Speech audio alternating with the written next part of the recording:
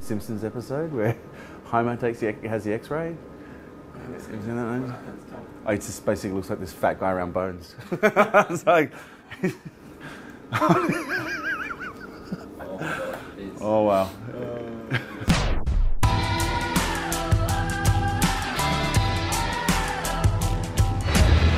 The things you do for your boss when he calls. Trying to meet. Go on Pitt Street. 1:15.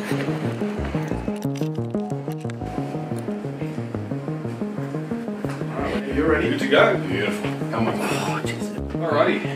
DEXA stands for Dual Energy X-ray Absorptiometry. So the idea with this machine is that it is an X-ray, but rather than focusing on the clarity of the image that it's producing, it's focusing more so on the density of each tissue. And as it passes through your body, it measures the density of your fat, your muscle, and your bone. So fat is the least dense, followed by muscle, and then bone is the most dense. So Simpsons episode where Homer has the X-ray. Oh, it just basically looks like this fat guy around bones. It's like, oh wow. So what else do you do here apart from DEXA? Is it all DEXA? it's all DEXA, but it's more consultation and analysis. Yep. So people will come in, whether it be obese, overweight, athletes. I've had Olympians, bodybuilders. It varies. Yep. But they'll come in, they'll assess their results, and we'll talk about their training, their diet, lifestyle. Yeah, great. What's changed, why the numbers are changing, and how to get them to where they want to be. So that's you, obviously. Yellow is your fat, red is your muscle, blue is your bone. Okay. Yeah. So first of all, from that we look at body fat percentage, sitting at 10.4%. Fuck off. Yeah. I've got this fucking set of scales at home. Piece of shit. Motherfucker. Like, honestly, it's been so depressing. Like, it's got a fancy app and everything. Every time I jump on, it tells me I'm like 18, 19%. Every time I'm like, Really? fuck. Wow, I'm fat. I didn't think. I look in the mirror, I'm like, I don't feel that fat. No. Fuck, okay. I'd say not. Wow, 10%. 10%. You know what? That was... Okay, the first goal was to get to 10%. Done. So, woohoo! Tick that one off. Tick that one off. And the second goal was to get into single digits. Which, yeah, okay. Not too far off. Not Fuck. too far off. But you're doing well. Wow. You're doing well. Wow. Wow. Yeah, look, with your scales at home, I mean... Fuck him. I'm going to throw up. Look, I normally just jump on them every morning just to measure baseline. But it has that fancy bit on it. And I was They're just good like, for trending. Yep. They're good to know sort of what direction you're travelling in. But in terms of cold hard numbers, then... yeah, right. So this is the... Fuck, you just made my day. No, You've made my week. You made my fucking quarter. This is gold. Fantastic. No, you're doing very well.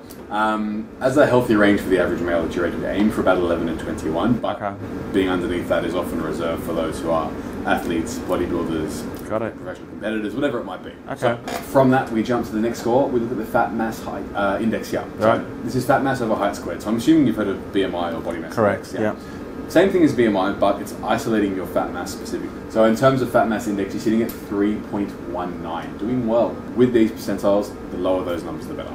Gotcha. So doing well there. In terms of age match, you're sitting in the top 5% for your own age, and compared to the young one, you're in the top 15%. Hey, those young Doing well. whippersnappers. Oh, fucking... Show them how it's done. Yeah. Show them how it's done. So, next score we've got lean plus BMC adds lean mass to your bone content. Okay. And that gives us your fat-free mass. Yeah, right. So if you had zero fat, you'd be sitting at 86 kilos.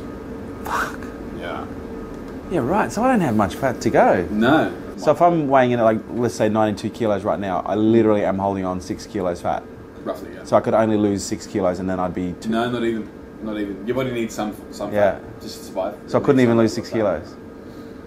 Based on where you are, realistically, Yep. I wouldn't expect more than 2, 3, Fuck. 4 kilos. Don't make me show you. Please do. Please do. Please do. Or at least in terms of fat mass. Like yeah. when we look at fat mass. At what point does it become unhealthy? Because I know when you have certain levels of fat, it can compromise hormone production. Exactly right. Generally, we wouldn't want to see your fat mass dropping much lower than 5 kilos. Okay, right. So if, as a body fat percentage, what is maintainable below 10%? Like, or is it... It's tough. Right. Maintainable and below 10% often don't go hand in hand.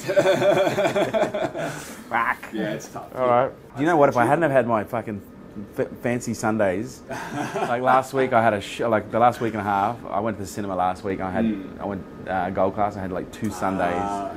I needed to feel human for a day. Like I've been eating so clean. I've been training so hard. Yeah. And on Saturday I was like, woke up, I was like, I need to feel human. So I went to the movies and... You know what though, it is important. It is. It is. Mentally you do need those days. Absolutely. To reset, otherwise it can become a bit overwhelming. because my background was in competitive bodybuilding, like when I was younger. Okay. And so for 8 years of my life, I didn't drink, I didn't party. So I've got the discipline there, but I kind of, at the end of that period, like at 22, I was like, fuck, I'm going to live. And then by 33, it was like, oh shit, this is the result. A little bit too much. Yeah. Okay. Otherwise, that's you. All right, great. In terms of numbers, that's interesting. Thank you so much. No, So that's so it's fascinating. They're fantastic results. Yeah. Well, now I wish I'd done this earlier. That's the only thing I wish I'd done. It's always like that. You sort of kick yourself when it comes to these sort of numbers. You never really, have that objective. What's a good timing to revisit this? It's going to be relative to your goals. Right. Generally, I'd say at least 2 to 3 months between your scans. Okay. Just because any changes in body weight should take time, particularly in your case, considering it's so low already. But Okay. I have to say, the numbers are good. At this point, it's just going to be fine-tuning. Yeah. Seeing where you want to get from there. Okay. Fantastic. Thank you so much. That's all right. Having seen that, any questions? No, that's really enlightening. I'm just so blown away that the body fat percentage is what it is. Yeah. And it's just so interesting that it affects on our psychology when we think it's worse than what it... Because I was looking at that number, because 10%, like I look at that number and go, okay, that's lean. Yeah. Whereas when I was looking at the 18%, I still looked in the mirror, I was like, oh, come on, buddy, like, come on. So... Numbers are interesting. Yeah. They really can play a bit of games with your head. Yeah, they do fuck with your head. head. Yeah. And look, at the end of the day, numbers are numbers. Yep. Personally, I think if you're looking in the mirror and you're feeling good and you're looking good and you're happy with yourself, then that's going to be the most important. Yeah. And the more these line up with that, then fantastic. But yeah, I get it. Numbers. All right, brilliant. John, thank you so much, man. Really appreciate it. Nice to meet you both, guys. All the best. Best of luck with your training. Thank you, man. I really appreciate it. Thank you so much. You too. Cheers. That was sick. Like, you have no idea how depressing it's been every morning when I jump on the scales, and it's like fucking, you're 18, like every day, and like I got down to like 17% on my scale, and I was like fucking cheering, and then the next day I jumped on and I was like 19.1, and I was like, hey man, how are you? And I was like, oh my god, what the hell? I don't feel that fat. So where now? Back to the office? Yep. Oh, you drove? Yeah. Oh, cheering.